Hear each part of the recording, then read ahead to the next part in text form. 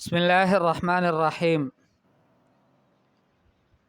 نحن كنا في التدريبات، والإنشاء هي مادة التدريبات، نتدرب على الكتابة، فلذلك لا نمل ولا نكل من كثرة التدريبات أو من كثرة التمارين. التمرين الذي يلينا هو شرح الأسماء التالية. يقول: اشرح الأسماء التالية وضعها في جمل مفيدة. أولا تشرحها ثم تضعها في جمل مفيدة. طيب كيف تشرحها؟ تشرحها بالعربية، نريد شرحها بالعربية. طيب كيف تشرح بالعربية؟ فأنت تبحث عن كل كلمة في القاموس، في المعجم. جيد. الذي لا يقتني معجما أو قاموسا عنده في بيته فيجب عليه أن ينزله عنده في الجوال، وسيجد قواميس، عدة قواميس مفيدة يمكنكم أن تبحثوا عنها وتجدوها إن شاء الله في شبكة. هناك قاموس شهير جدا ينبغي أن يكون لدى كل طالب، وهو قاموس المعاني. طيب، وهذا القاموس المعاني هذا مصنوع خاص بالجوالات. طيب، وهذا في أنواع كثيرة، أردو وعربي وعربي وأردو، إنجليش وفرنسيسي ولغات، ولكن نحن نريد عربي وعربي. جيد. فأنت تكتب مثلا في شبكة جوجل، هذا بلاي ستور، متجر، تكتب هنالك القاموس المعاني، أو تكتب فقط المعاني، بعد ذلك عربي وعربي، عربي عربي، وسيأتيك قاموس جدا ممتاز يمكنك أن تبحث عن أي كلمة. جيد، بارك الله فيكم.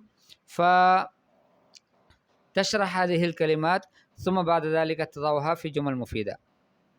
هذا الشيء الأول. والشيء الثاني: ضع الأفعال التالية في جمل مفيدة. هذه الأفعال التي أمامنا أيضا تضعونها في جمل مفيدة: قطع ونشر ونسخ وصنع ونشأ وسكن. طيب، والتمرين الثالث: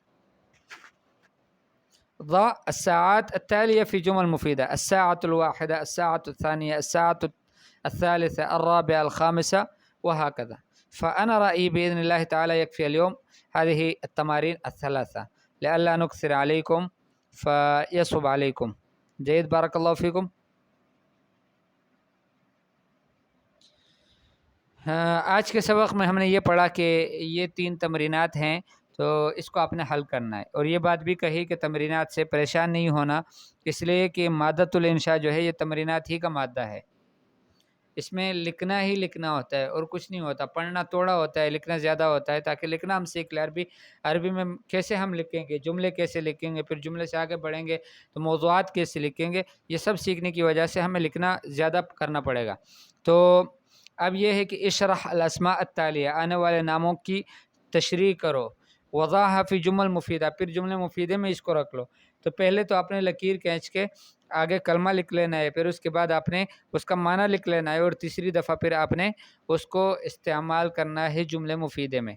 ٹھیک ہے، تو یہ 3 کام آپ نے کرنا ہے. اب اس کی شرح آپ نے کہاں سے کرنی ہے؟ تو اس کے لیے شرح کرنے کے لیے آپ کے لیے آسان طریقہ یہ ہے کہ اگر آپ کے پاس گھر میں کوئی معجم، کوئی قاموس ہے، ڈکشنری ہے عربی کی، اس لیے کہ اردو میں ہم ترجمہ نہیں چاہتے، عربی میں چاہیے، تو وہ اگر ہے تو بہت مبارک، آپ اسی میں دیکھ لیں، اس کی تشریح کو سمجھ لیں، اور اگر اس کو لکھ بھی لیں. اور اگر آپ کے گھر میں نہیں ہے تو پھر اپنے موبائل میں اس کو ڈاؤن لوڈ کر لیں. یہ پلے اسٹور سے مل جاتا ہے، المعانی کے نام سے ایک بہت مشہور اور بہت اچھے قسم کا معجم ہے، اور اس میں آپ اس کلمے کو، کسی بھی کلمے کو تلاش کر کے آپ معلوم کر سکتے ہیں وہاں سے. ٹھیک ہے، تو قاموس المعانی لکھ لیں گے نا پلے اسٹور میں، تو وہ آپ کو دے دیں گے. لیکن اس میں مختلف قسمیں اس میں عربی انگلش بھی ہے، عربی فرانسیسی بھی ہے، عربی اردو بھی ہے. تو ہمیں چاہیے جو ہے وہ عربی کی چاہیے. کس کی؟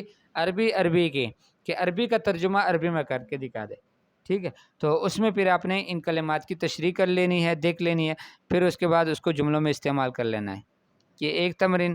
دوسرا تمرین جو ہے ضع الافعال التالیہ فی جمل مفیدہ. آنے والے جو افعال ہے ان کو مفید جملوں میں رکھ لو. قطع، نشارہ.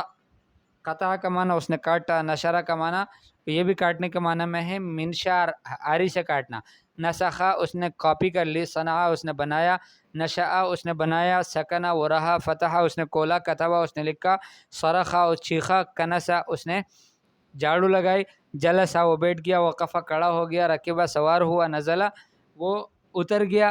اور سلقہ کا معنی کہ تسلق کہتے ہیں کہ کسی درخت پر چڑھنا، ٹھیک ہے، تسلق. لیکن یہ سلقہ ہے تو سلقہ وہ ایک خاص قسم کے پکانے کو، گھی میں پکانے کو، تیل میں پکانے کو، کسی سالن وغیرہ چیز کا یا انڈے کا، اس کو کہتے ہیں سلقہ. نہیں، پانی میں معذرت، سلقہ کا معنی پانی میں انڈے کا ابالنا، اس کو سلقہ کہتے ہیں، ٹھیک ہے، مسلوقہ. اور فرما یہ تیل میں اور زیت میں اس کو ملا کر، یعنی اس میں کسی چیز کو پکا لینا، فرائی کر لینا، اس کو فرما کہتے ہیں. اور سلخہ چمڑے کا نکالنا، سعادہ وہ چڑھ گیا، چڑھنے کو کہتے ہیں. قلقہ پریشان ہونا، اور سعی کرنا، کوشش کرنا، ٹھیک ہے، اس نے کوشش کی. تو یہ معنی ہے اس کی، اس کو اپنے مناسب جمل مفیدہ میں استعمال کرنا ہے.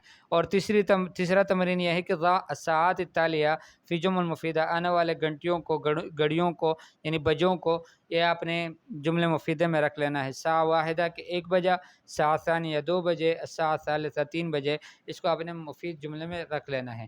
تو اتنا ہی کافی ہے. آگے بہت ساری تدریبات اور بھی باقی ہے، اس لیے کہ کتاب اور یہ مادہ تدریبات ہی کا مادہ ہے، تو انشاءاللہ آہستہ آہستہ اس کو لیتے رہیں گے. یہ 3 کام آپ نے کرنے ہیں. سب سے پہلے آپ نے اپنے پاس سے قاموس کو اٹھا لینا ہے روزانہ، اور کسی بھی نص میں آگے ہم نصوص دیں گے تو اس میں سب سے پہلے آپ سے ہم مطالبہ کریں گے کہ اپنے سے خود پہلے قاموس میں، معجم میں اس کو ڈھونڈ لو.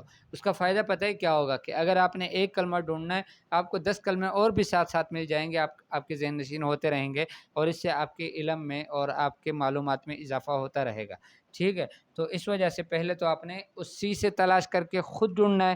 وہاں سے اگر کوئی بات سمجھ نہ آئے پھر اساتذہ کرام سے آپ نے معلوم کر لینا ہے، ٹھیک ہے. اور دوسرا کام یہ ہے کہ پھر اس کی تشریح کرنی ہے، اور یہ تمرینات آپ نے حل کرنے ہیں، سب نے حل کرنے ہیں. اور اس کے لیے ہم نے اللہ کے فضل سے اب اساتذہ کو سب کو ایک جگہ جمع کر لیا تدریبات الانشاء کے عنوان میں.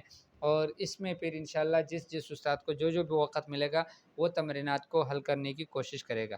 تو اس لیے آپ بھائیوں سے درخواست ہے اور طالبات سے بھی درخواست ہے کہ وہ تمرینات روزانہ حل کریں، ٹھیک ہے. یہ روزانہ ہم آپ سے درخواست کرتے ہیں، آپ کی منتیں کرتے ہیں، خاص طور سے طلبہ کرام کے کہ جو بہت معزز ہے ہمارے لیے.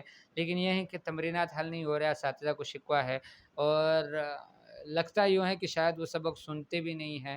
تو اگر ایسا ہے، 1-2 طلبہ کے علاوہ کی بات کر رہا ہوں، مستثنیات ہر جگہ ہوتی ہے استثناءات، تو اس وجہ سے درخواست اور گزارش دوبارہ کروں گا، جولی پھیلا کے کروں گا کہ ضرور سبق کو سنیں، پھر اس میں جو تمرینات دیے جائیں اس کو ضرور حل کریں اور اس کو بھیجیں، ٹھیک ہے. انشاءاللہ اللہ پاک آسان کرے سب کے لیے پڑھنا اور پڑھانا اور پھر عمل کرنا. قرآن اور حدیث کی سمجھ بھی اللہ پاک اس کے ذریعے سے نصیب فرما دے، دین کی خدمت کی بھی اللہ پاک توفیق نصیب فرما دے. السلام علیکم ورحمۃ اللہ وبرکاتہ.